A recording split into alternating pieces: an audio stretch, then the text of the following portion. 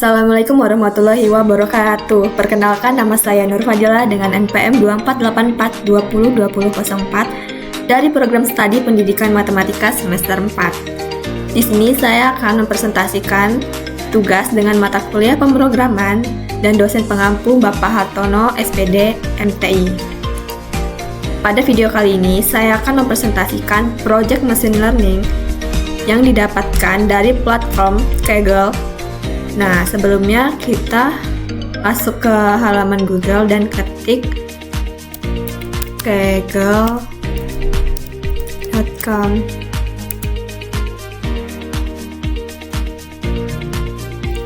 Ini adalah tampilan Kaggle sesudah login.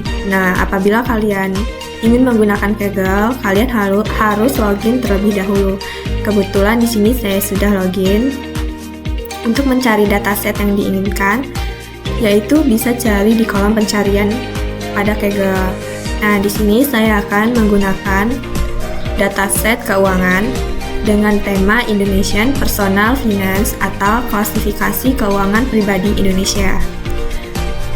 Di sini kita cari temanya yaitu Indonesian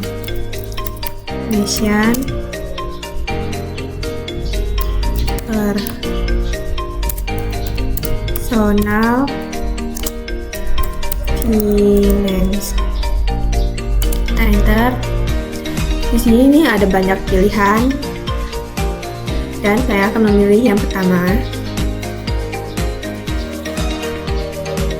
Nah, ini dia tampilan pada Kaggle di tema Indonesian Personal Finance-nya. Di sini ada data card, kode, description, dan suggestions. Dan untuk melihat kode ada Kaggle-nya, kita klik yang kode ini. Di sini ada datasetnya, dataset keuangan yang kita butuhkan.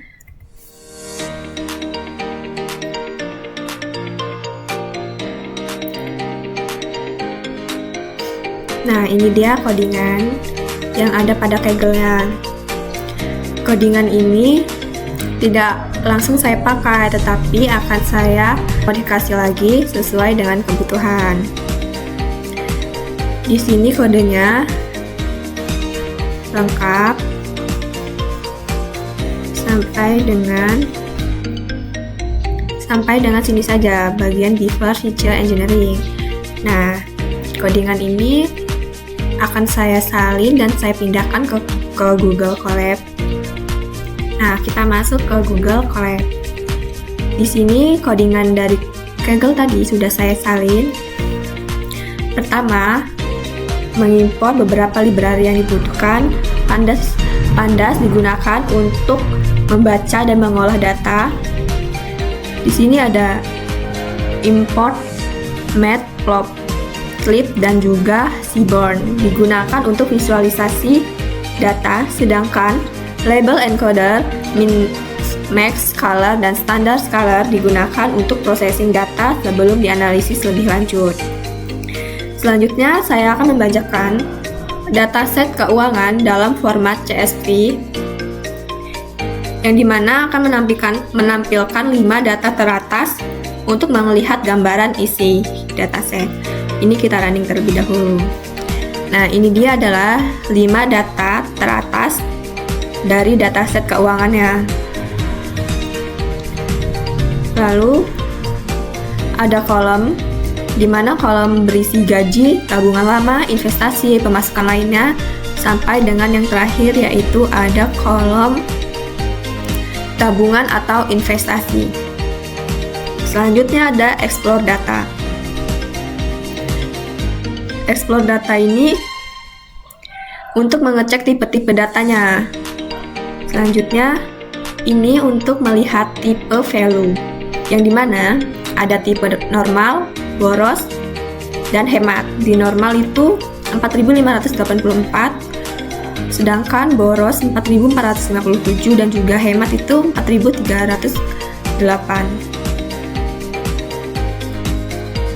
Selanjutnya, sini ada tabel untuk melihat data dari yang rendah sampai dengan yang maksimal, yaitu dari median sampai dengan maksimal. Nah, selanjutnya membuat fitur baru, yaitu ada buat fitur untuk total pemasukan, ada juga untuk total pengeluaran.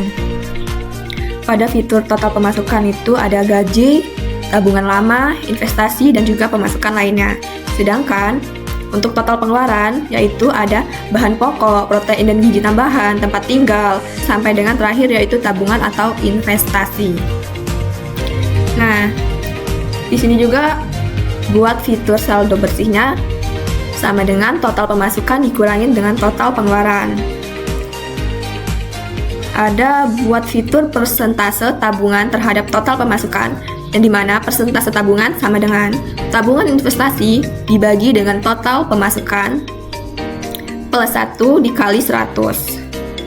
Selanjutnya ada encoding column categorical type. Nah, ini kita running terlebih dahulu. Di encoding ini terdapat beberapa tipe. Yang pertama, boros itu 0, hemat 1, normal 2, dan 3. Selanjutnya kita tambahkan juga fitur opsional rasio. Di sini ada rasio pengeluaran dan juga rasio tabungan. Untuk rasio pengeluaran sama dengan total pengeluaran dibagi dengan total pemasukan plus 1. Sedangkan untuk rasio tabungan investasi dibagi dengan total pengeluaran plus 1. Nah, ini dia fitur engineering yang sudah berhasil dibuat. Ada total pemasukan, total pengeluaran, saldo bersih, persentase tabungan, rasio pengeluaran, rasio tabungan. Selanjutnya yaitu kita ada hapus fitur yang tidak relevan, dimana tabungan lama itu mungkin kurang berpengaruh jika sudah ada tabungan atau investasi. Jadi tabungan lamanya kita hapus. Selanjutnya masuk ke visualisasi sebelum dan sesudah feature engineering. Nah, di sini running terlebih dahulu. Di sini ada gambar before feature engineering, gaji versus pemasukan lainnya. Di sini gambarnya ada tipe-tipenya, yaitu kalau dia tipe normal warna biru, tipe hemat warna oranye, dan tipe boros dia warnanya hijau. Dari pola yang terlihat itu, beberapa hal bisa diamati. Titik-titiknya membentuk pola miring ke atas. Miring ke atas, artinya semakin tinggi gaji, biasanya semakin tinggi juga pemasukan lainnya. Ada korelasi positifnya. Ketiga tipe, normal, hemat, boros itu tampak menyebar di area yang sama. Jadi belum terlihat pemisahan jelas antara tipe. Ini sebabnya disebut before feature engineering, karena datanya itu masih mentah dan belum diolah agar tipenya lebih terpisah. Kesimpulannya, grafik ini membantu memahami hubungan awal antar variabel sebelum pemrosesan data lanjutan. Tidak ada perbedaan signifikan antara tipe keuangan pada tahap ini, sehingga perlu dilakukan feature engineering, misalnya membuat rasio, normalisasi, atau kombinasi fitur baru agar perbedaan antar kelompok lebih terlihat. Dari codingan pada Kaggle tersebut hanya sampai di bagian grafik before feature engineering saja. Nah, ini hanya sampai sini saja, dan saya sudah memodifikasinya.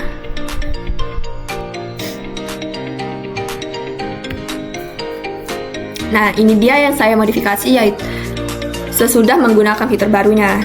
Tadi hanya sampai sini, dan saya menambahkan fitur baru, yaitu after feature engineering, yang dimana grafiknya itu lebih simple dan lebih rapi dibanding dengan sebelumnya tadi. Nah, pola yang terlihat itu ada garis lurus sempurna dari kiri bawah ke kanan atas, artinya total pengeluarannya itu sangat berbanding lurus dengan total pemasukannya. Nilainya hampir identik. Bisa jadi total pengeluaran tidak sama dengan total pemasukan, atau rumus feature engineering-nya membuat kedua variabel ini berkorelasi hampir sempurna, atau R kuadrat mendekati 1. Akibatnya, semua titik dari ketiga kategori normal, hemat, boros menumpuk di garis yang sama, sehingga tidak ada perbedaan mencolok antar kategori. Datanya menjadi sangat homogen, kurang informasi pembeda. Selanjutnya ada korelasi antar fitur baru. Ini kita running terlebih dahulu. Nah, di sini korelasinya ada total pemasukan, total pengeluaran, saldo bersih, persentase tabungan, dan tipe encoded. Nah, untuk total pemasukan sampai dengan tipe encodednya ini, korelasinya dimulai dari -1 sampai dengan 1. Nilai 1 hubungannya sangat kuat dan searah, ditandai warna merah, yaitu semakin merah korelasi positifnya kuat. Sedangkan 0 itu tidak ada hubungan. Kalau dia -1 ini hubungannya sangat kuat tetapi berlawanan arah, jadi diwarnai biru. Artinya semakin biru korelasinya lemah atau negatif. Kalau dia positif ditandai dengan warna merah dan nilai korelasinya 1, dan kalau dia negatif ditandai dengan warna biru, nilai korelasinya negatif 1.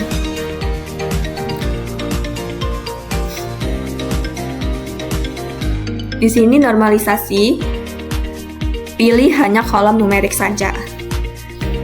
Ada normalisasi dengan min sampai dengan max scaling. Nah, ini contoh hasil min sampai max scalingnya.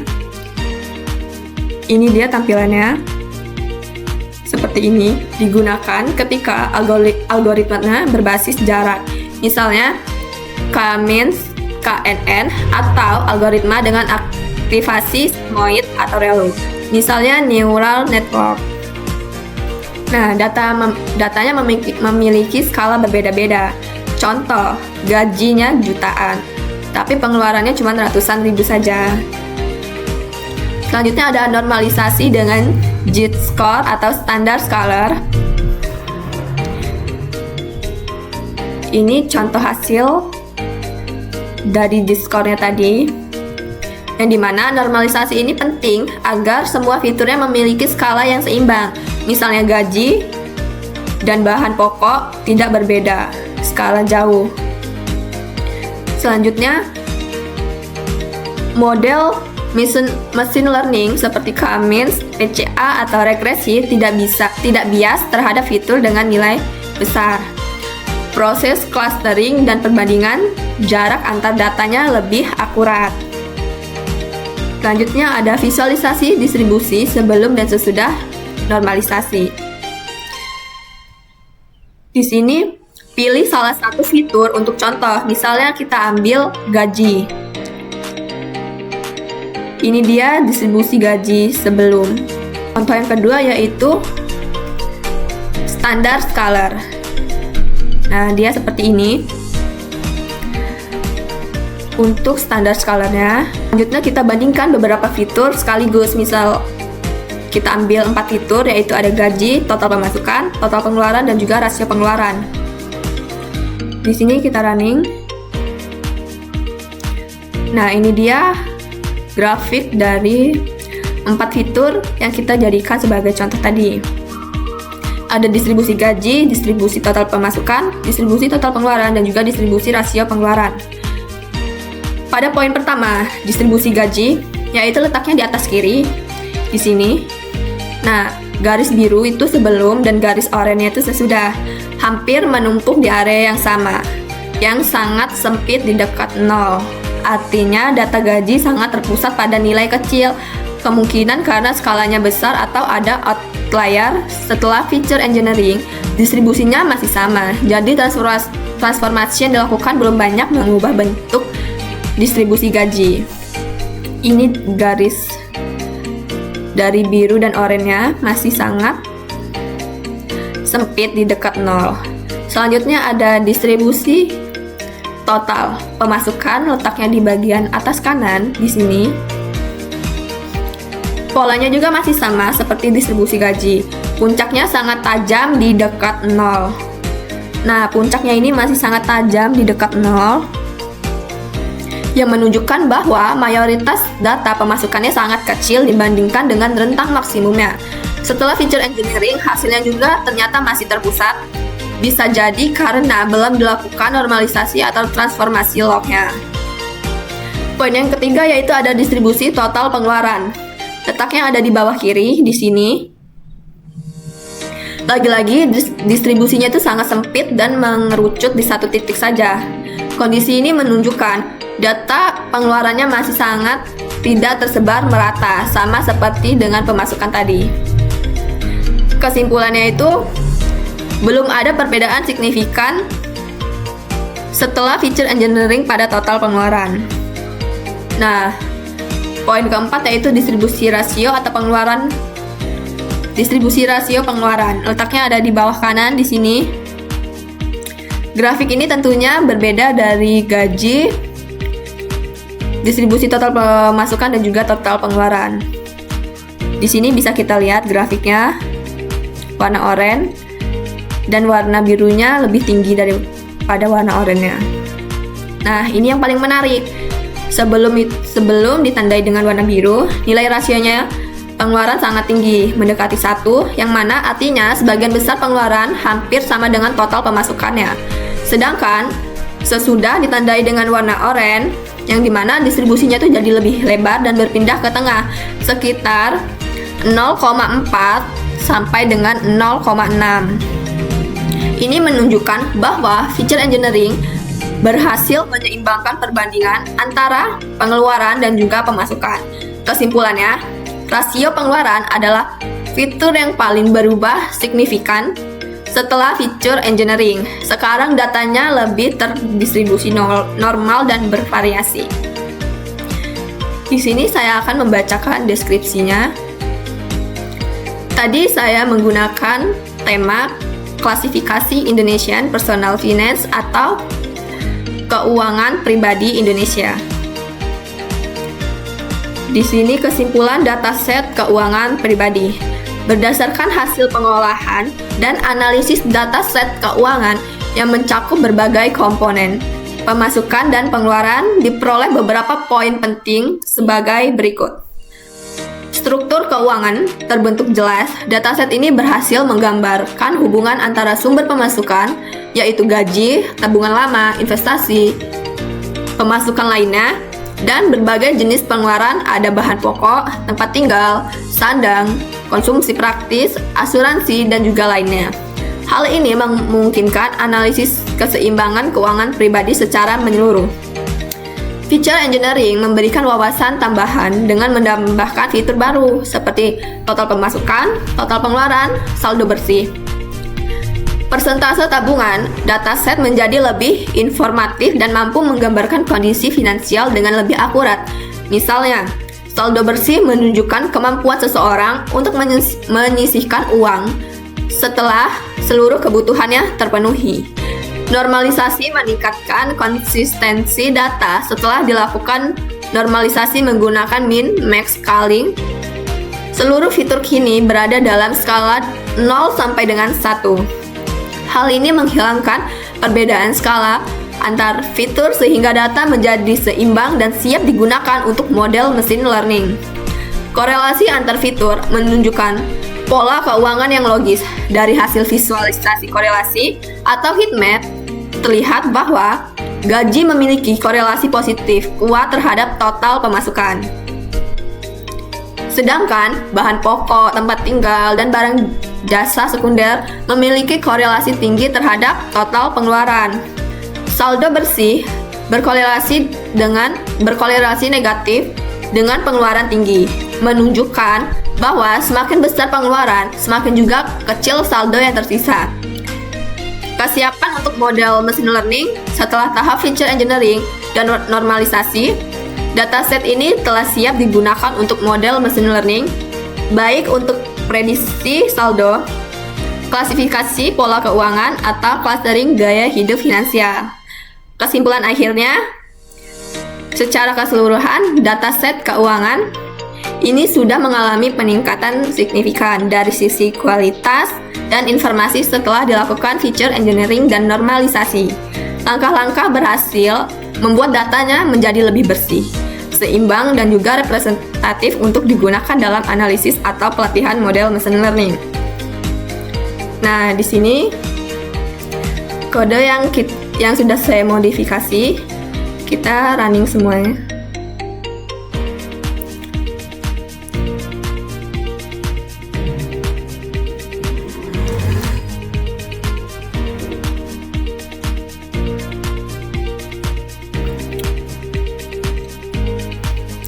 Ini dia codingannya yang sudah kita ambil dari Kaggle dan yang sudah saya modifikasi.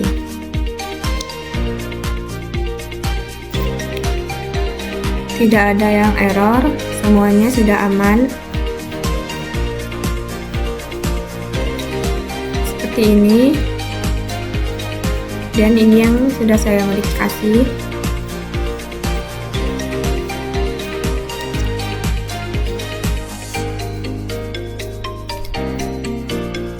Baiklah, sekian presentasi Project Machine Learning dengan tema Indonesian Personal Finance atau klasifikasi keuangan pribadi Indonesia. Apabila ada salah kata, saya minta maaf dan kepada Allah saya mohon ampun. Saya akhiri. Wassalamualaikum warahmatullahi wabarakatuh.